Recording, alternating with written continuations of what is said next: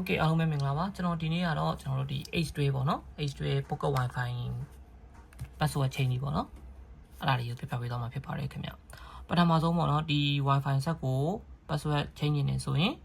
ဒီကျွန်တော်တို့ Wi-Fi ကချိန်ထားမှာရမှာပေါ့နော်ဟုတ်ကဲ့အဲ့မှာကျွန်တော်ပြောသလိုချိန်ထားပြီးသွားတဲ့အခါကျရင်ဖေးသွားမလဲဆိုတော့ကကျွန်တော်တို့ဒီကမီးနမိတ်လေးရတာနော်ပြဿနာမရှိဘူးဒီ I လေးကိုတိုးလိုက်မယ်ခင်ဗျI လေးကိုတိုးပြီးတော့ကျွန်တော်တို့ဒီမှာ router ဆိုတာရှိရခင်ဗျနော်အဲ router လေးကိုဒီလိုလေးကြာလေးဖိထားတဲ့ခါကျရင်ဒီမှာ copy ဆိုတာပေါ်လာတယ်ခင်ဗျ copy လေးကိုနှိပ်လိုက်မယ် copy လို့နှိပ်ပြီးတော့ကျွန်တော်တို့ Safari ကိုသွားမယ်ခင်ဗျ Safari နော် Safari ရောက်တဲ့ခါကျရင် search or enter website ပေါ့နော်အဲ့ဒါလေးနေရာမှာကျွန်တော်တို့ကကြာလေးဖိထားလိုက်တဲ့ခါကျရင် paste and ပြီးတော့ paste and go ဆိုတာရှိရ paste and go လေးကိုကျွန်တော်နှိပ်မယ်နော် paste and go နှိပ်လိုက်တဲ့ခါကျရင်ကနေပြီးတော့ဒီမှာဆိုရင် web UI ပေါ့နော်အဲ့ဒါကြီး password ထည့်ပါတဲ့ okay web UI ကျွန်တော်ဘယ်မှာသွားရှာမလဲပေါ့နော်အဲ web UI ရဲ့ password ကကျွန်တော်ဒီ set ထဲမှာရှိရခင်ဗျအဲ set ရဲ့ဘယ်ထဲမှာရှိမလဲဆိုတော့ကျွန်တော် control ထဲမှာရှိရပေါ့နော်အဲဒါကျွန်တော် control လေးသွားလိုက်မယ်ခင်ဗျ control သွားပြီးတော့အလဲတစ်ချက်နှိပ်လိုက်မယ်ပြီးရင်ကျွန်တော်တို့ကဒီမှာ web UI ဒီမှာနော် web UI နှစ်ခုတူတယ်အဲဒါတော့ကျွန်တော်တို့ web UI ဒီကိုရောက်အောင်သွားလိုက်မယ်ပြီးရင်ကျွန်တော်အလဲလေးတစ်ချက်နှိပ်လိုက်တဲ့အခါကျရင်ကဒီမှာ initial web password ပေါ့နော်အဲ့ဒါဆိုရင်ကဒီမှာ 4EF19006 ပေါ့နော်အဲ့ဒီကကြတော့ကျွန်တော်တို့7လုံးနဲ့တစ်လုံး password မတူဘူးပေါ့နော်ဘယ်ဆက်မဆိုဒီ web UI ပဲမဟုတ်တာဖြစ်တဲ့အတွက်ကျွန်တော်ပြောသလိုဒီ set ထဲမှာဝင်ရှာပေါ့နော်အကြရင် password လေးတွေ့ရပါလိမ့်မယ်ခင်ဗျ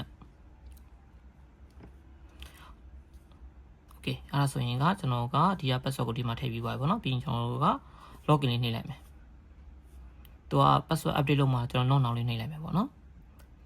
နောက်လေးခါကျရင်ကဒီလိုလေးပုံပေါ်လာမယ် okay တဲ့အဲ့ဒါဆိုရင်ကကျွန်တော်တို့က Wi-Fi password change နဲ့ရှိသွားရှာမှာပေါ့နော်အဲ့ဒါဆိုရင်ကကျွန်တော်တို့က Wi-Fi password ရှိသွားတယ်မယ် security system ရှိမယ်ကျွန်တော်တို့ကဒီမှာ password တွေရှိမယ်ပေါ့နော်အဲ့ဒါဆိုရင်ကကျွန်တော်တို့ကပထမဆုံး security setting နဲ့ဝင်လိုက်မယ်ဒီထဲမှာမရှိဘူးအဲ့ဒါဆိုရင်ကကျွန်တော်တို့ကဒီ maintenance ပေါ့နော်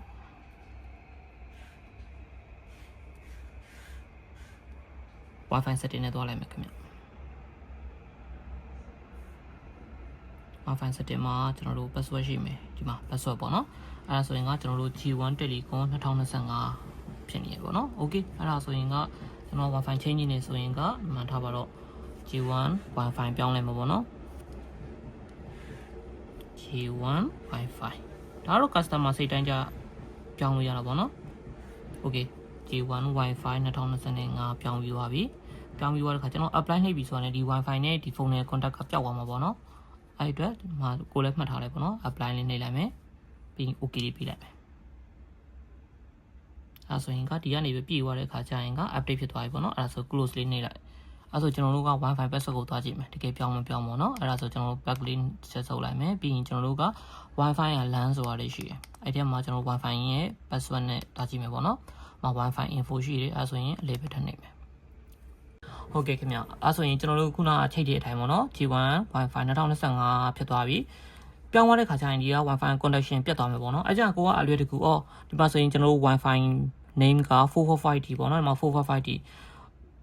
ပထမတော့ချိန်ထားတယ် password ချိန်ထားတော့ပြန်ပြုတ်သွားတယ်အဲ့တော့သူကဒီလိုပြန်တိုးမယ်ဆိုတော့ပြန်ပြီးတော့တုံးလို့မရဘူးပေါ့နော်အဲ့မှာဆိုရင်သူက error ပြတဲ့ပုံစံမျိုးဖြစ်နေတယ်အဲ့ဆိုရင်ကကျွန်တော်တို့ဘယ်လိုလုပ်မလဲဆိုတော့က 445D ကို question လေးနှိပ်မယ်ပြီးရင်ကျွန်တော် forget this network ကိုပြန်နှိပ်မယ်နော် forget this network နှိပ်ပြီးတော့မှကျွန်တော်တို့ပြန်ပြီးတော့ပြန် join ရမယ်နော်အဲ့ကြရင်ကျွန်တော် 445D ကိုပြန်ရှာမယ်ဒီမှာ 445D ပေါ့နော် okay အဲ့ဒါဆိုရင်ကကျွန်တော်တို့ခုနအထည့်တဲ့အတိုင်း G1 Wi-Fi ပေါ့နော် Wi-Fi 2025ပြန်ထည့်တော့မှပြန်ချိန်ပြီးတော့အသုံးပြုလို့ရမယ်ပေါ့နော်ဟုတ်ကဲ့အဲ့ဒါဆိုရင်အသုံးပြုလို့ရပြီပေါ့နော်ဟုတ်ကဲ့ပါခင်ဗျအဲ့ဒါဆိုရင်အားလုံးအဆင်ပြေမယ်လို့မျှော်လင့်ပါတယ်ကျေးဇူးတင်ပါတယ်ခင်ဗျ